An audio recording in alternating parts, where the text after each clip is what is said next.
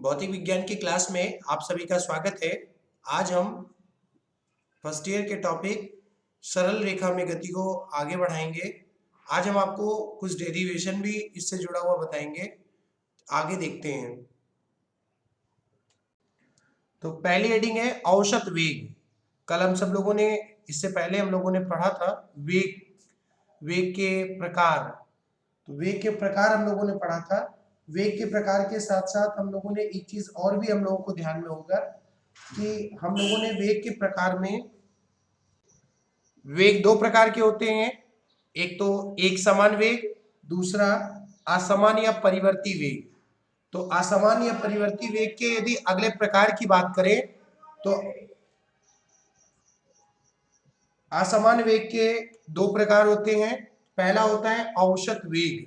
औसत वेग की परिभाषा होती है असमान वेग से गतिमान किसी वस्तु के कुल विस्थापन तथा इसे तय करने में लगे कुल समय को औसत वेग कहते हैं।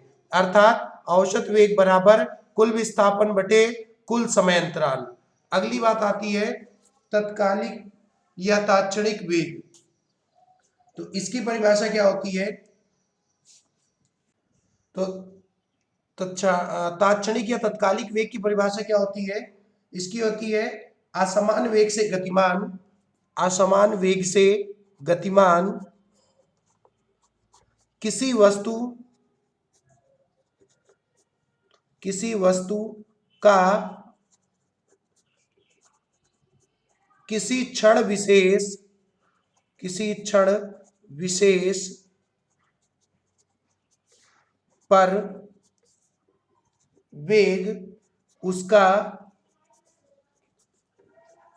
तात्क्षणिक वेग कहलाता है। तात्क्षणिक वेग कहलाता है। जैसे कि हम लोगों ने तत्कालिक चाल पढ़ा था, वैसे ही तात्क्षणिक वेग। तो इसको हम लोग क्या लिखेंगे? v is equal to limit delta T tending to zero delta S vector upon delta T, या हम इसी को लिख सकते हैं डी एस वेक्टर बटे डी टी। अर्थात तत्कालिक वेग या तात्क्षणिक वेग की परिभाषा निकल के आएगी असमान वेग से गतिमान किसी वस्तु का किसी क्षण विशेष पर वेग उसका तात्क्षणिक वेग कहलाता है। इसके बाद आ जाती है परिभाषा। इसके बाद हम लोग देखते हैं चाल तथा वेग में अंतर। चाल तथा वेग में अंतर क्या होता है? एक तरफ हमने लिख दिया चाल तथा वेग में अंतर। हम लोग इसी अंतर को देखते हैं। बहुत से लोग कंफ्यूज रहते हैं कि चाल और वेग दोनों एक ही चीज है। तो आपको बता दें, सामान्यतया तो आप चाल और वेग को एक ही चीज समझते हैं, लेकिन भौतिक विज्ञान के रूप में देखेंगे तो दोनों में बहुत अंतर है। तो पहला तो चाल जो होता है, चाल की परिभाषा होती है दूरी परिवर्तन की दर को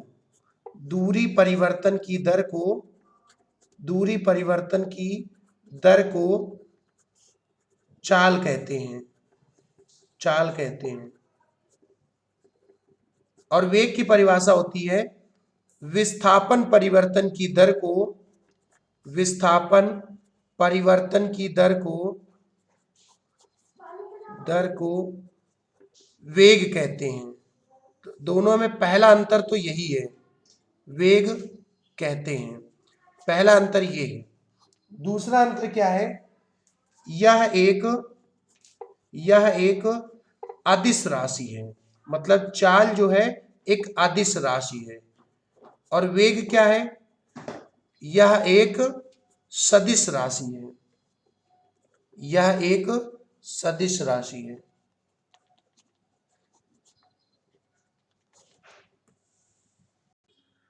चाल जो होता है, चाल यह सदैव धनात्मक होता है। चाल सदैव धनात्मक होता है। लेकिन यदि हम वेग की बात करें तो वेग धनात्मक, ऋणात्मक, ऋणात्मक तथा शून्य भी होता है, शून्य भी होता है। ये प्रमुख अंतर हैं चाल और वेग में। अगली परिभाषा देखते हैं त्वरण की। त्वरण की परिभाषा क्या होती है? इसकी परिभाषा होती है वेग परिवर्तन की दर को, वेग परिवर्तन की दर को, यह क्या आ जाएगा? वेग परिवर्तन की दर को त्वरण कहते हैं, अर्थात वेक्टर ए बराबर वेग परिवर्तन बटे समय अंतराल। यदि हम इसके मात्रक की बात करें तो इसका मात्रक क्या हो जाएगा? वेग परिवर्तन मतलब वेग का मात्रक क्या होगा? मीटर प्रति सेकंड और बटे सेकंड, तो ये क्या आ जाएगा? मीटर प्रति सेकंड स्क्वायर, ये तो इसका मात्रक आ जाएगा। यदि हम इसके विमा की बात करें तो इसकी विमा क्या हो जाएगी? इसकी विमा हो जाएगी, फोरियल ब्रैकेट में एल लिख दिया और नीचे फोरियल ब्रैकेट में टी स्क्वायर, या हम इसको बोल सकते हैं कि एल टी की पावर -2। ये जो एल टी की पावर -2 है, ये विमा आ जाएगी किसकी? त्वरण की। तो त्वरण की परिभाषा क्या निकल के आती है? वेग परिवर्तन की दर को त्वरण कहते हैं, अर्थात वेक्टर ए बराबर वेग परिवर्तन बटे समय अंतराल, मात्रक इसका मीटर प्रति सेकंड स्क्वायर हो जाएगा और विमा इसकी आ जाएगी एल टी की पावर -2। अब नेक्स्ट बात है त्वरण के प्रकार। ये भी मुख्यतया दो प्रकार का होता है। पहला होता है एक समान त्वरण। तो पहला होता है एक समान त्वरण। तो एक समान त्वरण, जैसा कि नाम से समझ में आ रहा है, एक समान त्वरण अर्थात इसकी परिभाषा क्या निकल के आएगी कि वस्तु के वेग में समान समय अंतराल में समान वृद्धि अथवा कमी हो तो उसे एक समान त्वरण कहते हैं। तो इसकी परिभाषा क्या आ जाएगी? यदि वस्तु के वेग में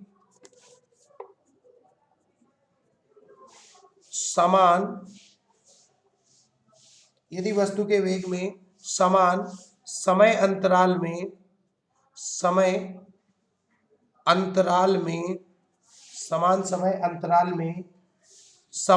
में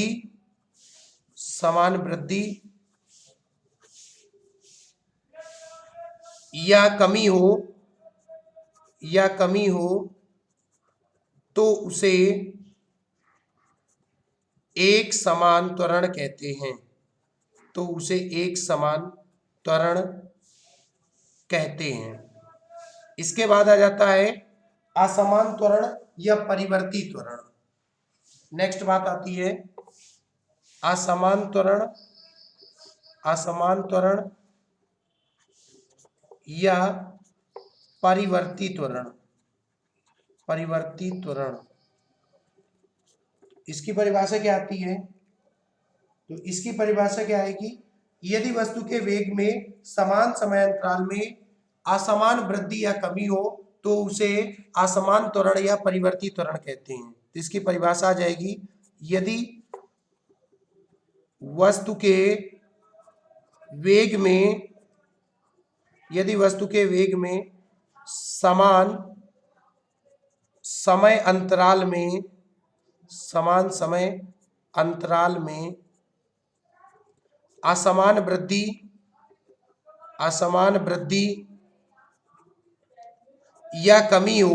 हो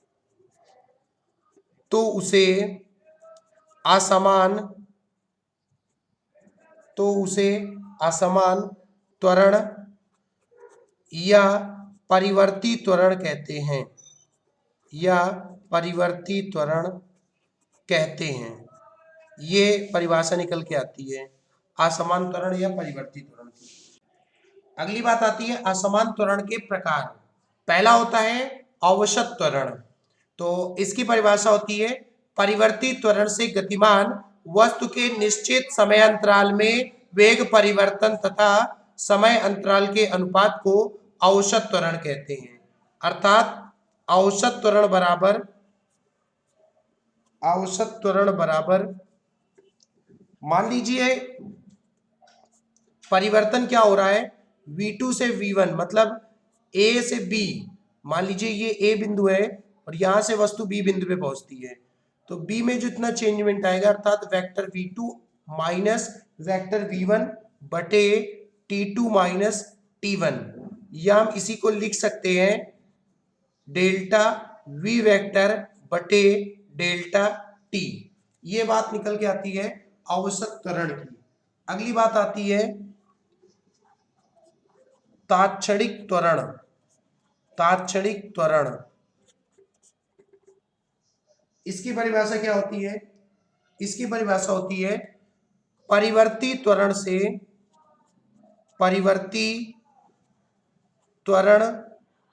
से गतिमान परिवर्ती त्वरण से गतिमान किसी वस्तु की